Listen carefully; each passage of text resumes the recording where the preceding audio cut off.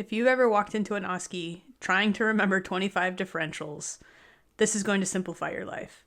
Instead of memorizing lists, we'll build a decision tree so your history is targeted, your exam is hypothesis-driven, and your thinking is organized. Let's jump into today's chief complaint. We have a 29-year-old whose chief complaint is a headache. Oof. I don't know about you, but my head starts to spin trying to keep track of all the causes because headaches can be benign or they can be signs of more serious conditions. So today, I'll show you the exact framework I use for approaching this common chief complaint. As a student, I organize headache into safety first, then time pattern, and then types. As I gain more experience, this framework will expand, but this should get you safely through OSCEs and early clinical reasoning. Okay, let's walk through it. Before you enter the exam room with a patient or SP for OSCEs, I recommend taking a few minutes to list out a couple top DDXs by system for the chief complaint you're about to see. So in our case of headache today, that might look like some primary causes, some vascular causes. Some of those are more serious, secondary in nature.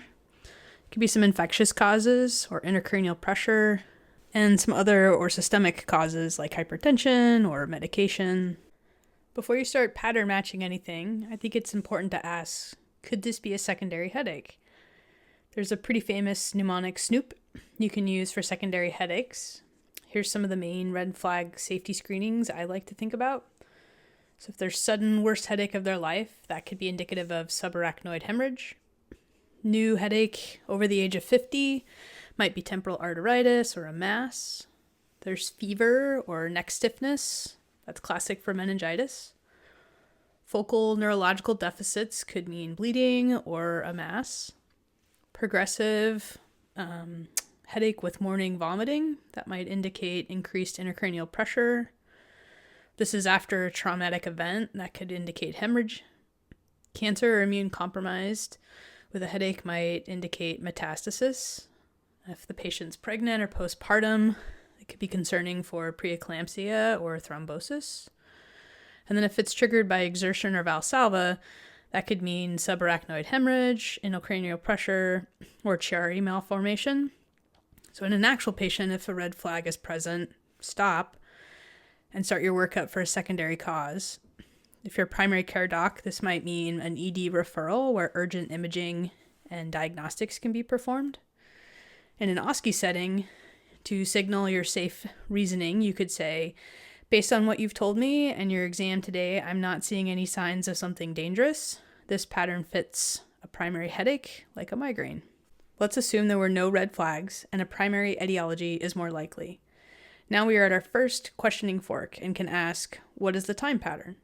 Time is our strongest differentiator at this point. So if a patient says it's episodic, lasting 4 to 72 hours, that might mean migraine.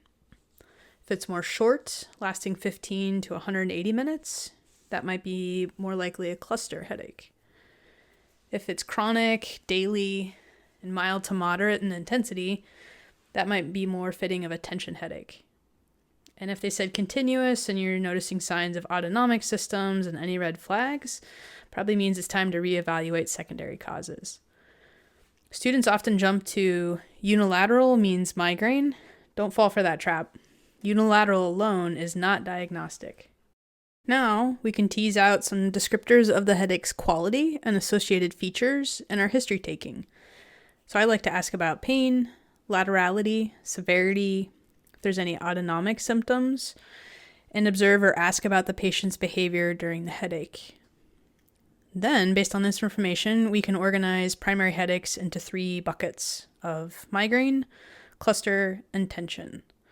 So duration and behavior are helpful descriptors here. Let's assume we followed this clinical reasoning framework and asked our patient with a headache these questions. Here's our case presentation.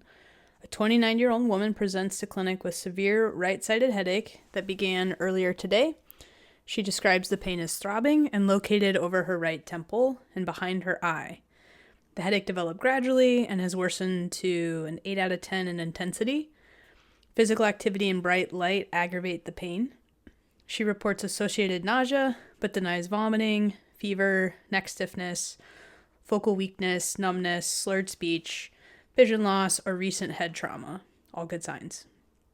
as she has had similar headaches in the past, occurring every 1 to 2 months, and she notes recent stress, poor sleep, and red wine intake the night prior. Now that we've asked more focused history questions, let's revisit our initial DDX list and see if we can update it. Based on the information our patient provided, I feel like vascular secondary causes of headaches are less likely, so I'm going to lower that off my list here. Infectious causes, also probably not likely. No red flags are indicating any kind of intracranial pressure increases, and it seems like there's less of a systemic cause or any kind of medication here. So that leaves me with primary causes of migraine, tension type, and cluster. So I'm going to lean towards migraine as my working diagnosis, but still keep tension type and cluster on my differentials because I don't want to have premature closure at this point. Now we have enough information to be strategic in what exams we select. So they will either confirm our working diagnosis or help rule something out. That's a way more calm and targeted approach than trying to sort through a spaghetti mess of exams. Don't forget to take vitals, as they still have helpful information here. You might not necessarily perform all these tests on a real patient, but in an OSCE exam, this shows you're strategically ruling in or out a refined DDX list. So here's my list. We have mental status, fundoscopy, cranial nerves, some motor and sensory tests. You could examine coordination and gait, and neck exam. At first glance, this might seem like a long list, but you've probably already assessed a couple of these just in observing the patient enter the exam room, moving around, and talking with them. For example, if they're able to answer your questions and they seemed alert and oriented, then mental status is probably intact and less likely for encephalopathy.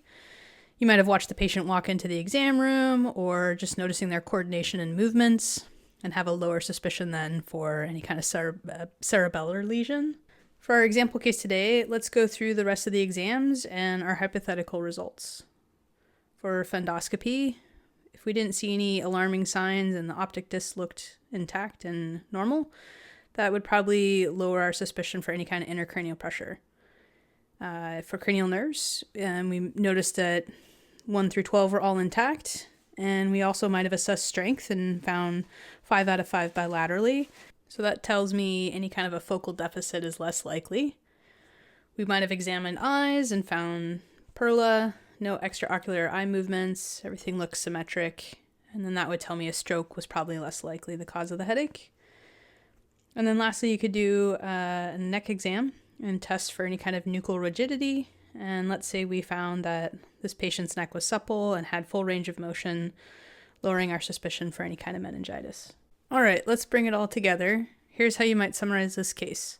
29-year-old female presents to clinic with recurrent unilateral, throbbing, temporal periorbital headaches, gradual onset, associated nausea, photophobia, and activity intolerance. Episodes occur every 1 to 2 months with identifiable triggers. No thunderclap onset, infectious symptoms, or trauma. Vitals are stable, and neurological exam was normal.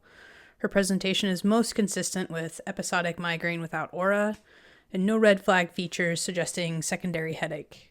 Your treatment plan for this patient might include discussing trigger modification, initiating appropriate abortive therapy, and reviewing any kind of return precautions, including changes in patterns like a sudden severe onset, persistent neurological deficits, or systematic symptoms. Before we close out today's case, I wanted to offer some ways to avoid 3 common traps students make with a headache chief complaint. So number 1, skipping the red flag screens. Never jump to migraine before ruling out red flags such as sudden onset, age of 50 or older, fever, or any neurodeficits. Second, it's easy to confuse migraines with cluster headaches.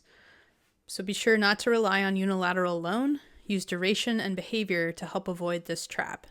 And third, ignoring the time pattern trap.